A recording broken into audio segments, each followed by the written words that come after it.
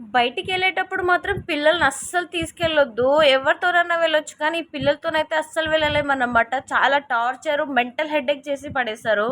ముఖ్యంగా ఈ గ్రోసరీ షాప్స్‌కి, కిరాణం షాప్స్‌లో ఇలాంటి వాటి దగ్గరైతే అస్సలు తీసుకెళ్ళకండి. వాళ్ళకి నచ్చినవన్నీ తీసుకొచ్చేసి ఒక ట్రాలీ మొత్తం నింపేస్తారు. అందులోంచి ఏది తీసినా మా బ్రదర్ అయితే అస్సలు ఊరుకోదన్నమాట.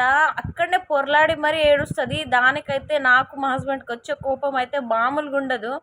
పిల్లలకి ఇది అవసరమా? కాదా? అని ఏమి చూడరు. అది దేనికి పనికొస్తది, దేనికి పనికిరాదో కూడా తెలియదు. అన్నీ తీసుకొచ్చి ట్రాలీ నింపేస్తారు. అది ఆట వస్తువు అనుకుంటారో ఏందో మరి.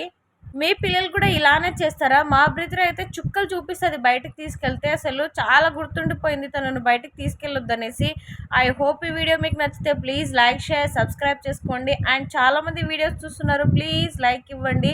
మీరు లైక్ ఇవ్వడం మర్చిపోతున్నారు. కింద లైక్ అనే సింబల్ ఉంటుంది. దాన్ని క్లిక్ చేస్తే లైక్ వచ్చేస్తదన్నమాట.